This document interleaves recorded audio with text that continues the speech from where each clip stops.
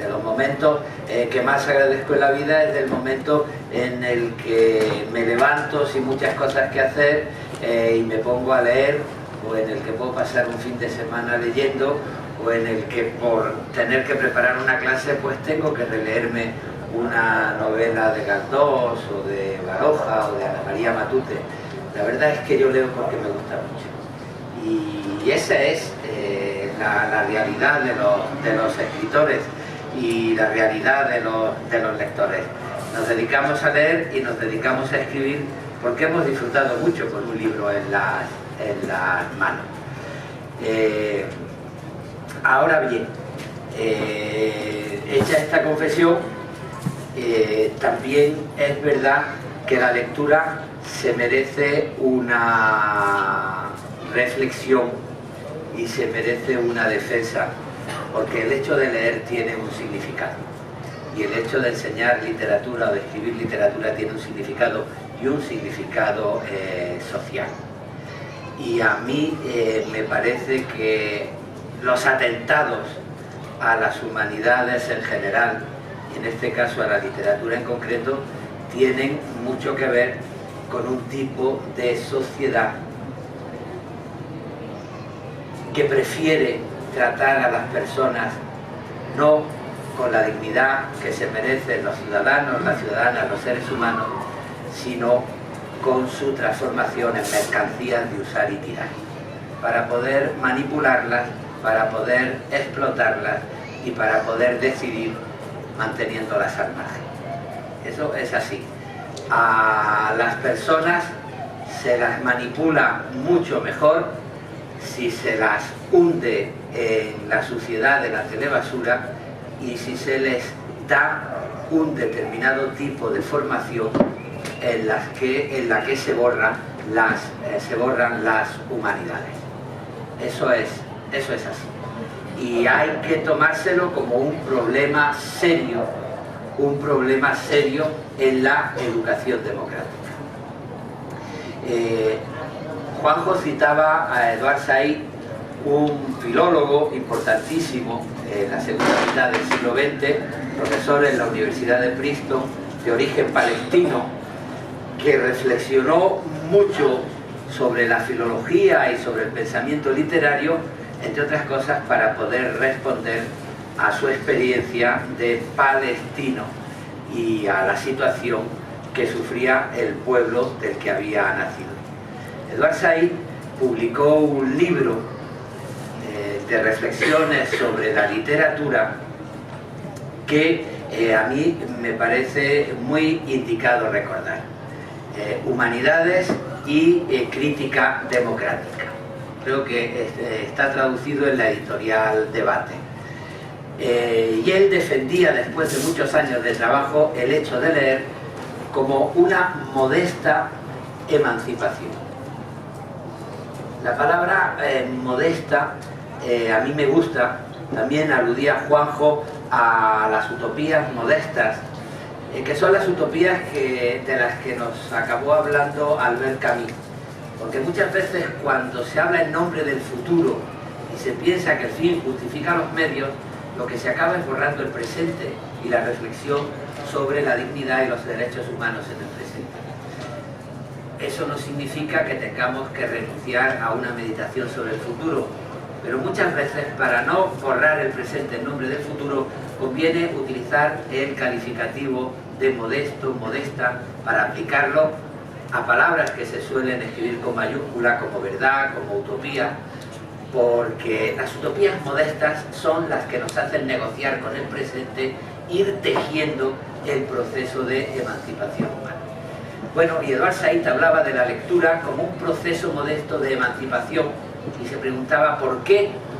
Porque a los lectores nos invita a salvar tres peligros de la sociedad contemporánea: el reduccionismo, el cinismo y el inútil mantenerse al margen. Era la reflexión de Eduard Said. Tenemos un peligro en la sociedad, que es el peligro del reduccionismo. Los medios de comunicación que están casi todos en manos de las élites económicas, nos dan una manera determinada de leer la historia. Nos hablan en titulares, no hay casi nunca sitios para el matiz, o buenos o malos, o tontos o listos, o blancos o negros, o populistas o elitistas. Y necesitamos hacer ejercicio de conciencia para huir de unas discusiones sin matices, para ser dueños de nuestra propia opinión y no abandonarnos en el vértigo de unas dialécticas que nos llevan a tener que tomar bandos sin hacer ejercicio de nuestra propia conciencia. ¿Qué de positivo puede tener el otro al que se le escucha? ¿Qué de negativo puede tener mi propio pensamiento y mi propia tradición? De manera que luchar contra el reduccionismo, hacer ejercicio de conciencia, es fundamental. Como es fundamental saber que no podemos caer en el cinismo. Es verdad que las grandes utopías han servido muchas veces para borrar los derechos del presente. Es verdad que en nombre del futuro se han creado muchos atropellos, pero decir que el fin no justifica los medios tampoco puede convertirnos en unos tecnócratas, en unos creyentes de que los medios valen por sí mismos sin tener un fin, el fin de la dignidad humana y del progreso social. Y en ese sentido, el cinismo es una enfermedad de nuestros días. Se está invitando a la gente a decir, da igual, nada tiene solución, estamos desencantados, todo es relativo. Bueno, es posible salvarse del peligro de las grandes utopías y de las verdades con mayúsculas, pero atrincherándose en las utopías modestas y en los valores éticos a los que no estamos dispuestos a reaccionar. El cinismo es otra de las grandes enfermedades de la sociedad contemporánea. Ni reduccionismo, ni cinismo. Y si no queremos caer en el cinismo, no podemos creer tampoco en el mantenerse al margen. Porque el mantenerse al margen es una postura estéril completamente. Es la consecuencia de decir esto no tiene solución. Y la coartada de los grandes peligros, de los grandes poderes, nos lleva a decir no somos responsables de nada. Vivimos en el adanismo, en nuestra pureza y no nos manchamos las manos porque nada se puede hacer. Y en ese sentido estamos haciendo dejación de las posibilidades que tenemos para transformar la realidad. Edward Said defendía la lectura como parte de la educación humanista, precisamente como un acto modesto de emancipación, porque a los lectores se nos invita a huir del reduccionismo, a hacer ejercicio de conciencia, a huir del cinismo. No todo da igual, no todo es admisible, y a huir del mantenerse al margen, porque si no quieres ser un cínico tienes que comprometerte. Y la reflexión que hacías ahí tenía mucho que ver con el pensamiento de otra filóloga, profesora norteamericana, Martha Nussbaum, estudiosa de la pedagogía tradicional, estudiosa de Rabindranath Tagore, que ha publicado una serie de libros reivindicando la importancia de las humanidades en la educación contemporánea.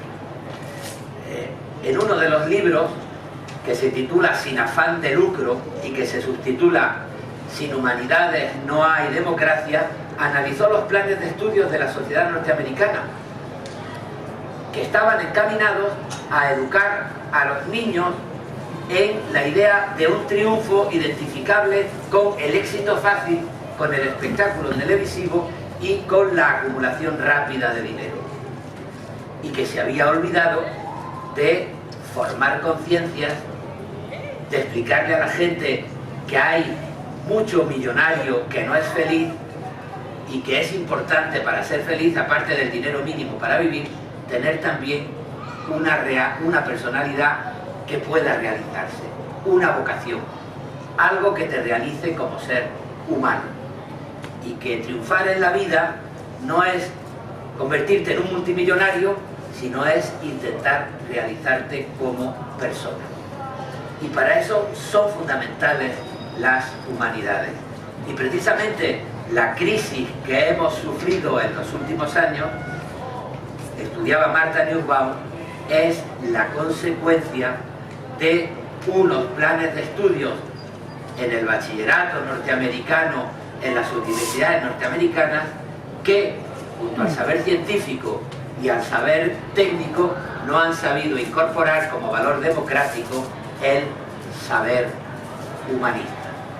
Y reivindicaba el papel de la lectura Martha Nussbaum en este libro, Sin afán de lucro, y en otro libro que ella tituló Justicia poética. ¿Y por qué reivindicaba el papel de la lectura? Pues lo reivindicaba porque, en primer lugar, la lectura sobre todo nos educa en la imaginación moral. Quien lee aprende primero a ponerse en el lugar del otro. Yo siempre digo que entré en la poesía porque mi padre me leía la canción del pirata de Espronceda, y yo aprendí mi rebeldía porque supe ponerme en la piel de un pirata, del otro, que se había inventado un poeta en el siglo XIX, Espronceda, para reivindicar sus valores de libertad frente al absolutismo de Fernando VII. La lectura genera imaginación moral, capacidad de ponerte en el lugar del otro, y genera además algo fundamental: saber, al ponerte en el lugar del otro, que el otro no es un objeto de usar y tirar, que los seres humanos no son mercancía, que tienen sus sentimientos, sus conciencias, sus miedos, sus amores, y que no se les puede utilizar como si fuesen mercancías.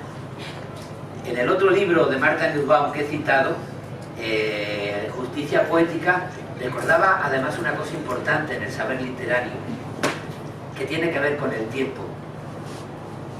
La sociedad en la que vivimos lo mercantiliza todo, y el tiempo del consumo es el tiempo del instante, es el tiempo del usar y tirar, es el tiempo del deseo saciado, es el tiempo que genera desechos, desechos, desechos, y que nos instala en un presente perpetuo y que nos desresponsabiliza del futuro con la estrategia más eficaz.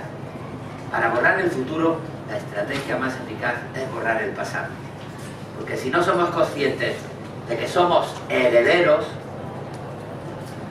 si no somos conscientes de que hemos recibido un legado de nuestros mayores, de nuestra civilización, de nuestra comunidad, no vamos a ser conscientes de que un día tendremos que dejarle un patrimonio a nuestros hijos, que tendremos que convertirlos en herederos.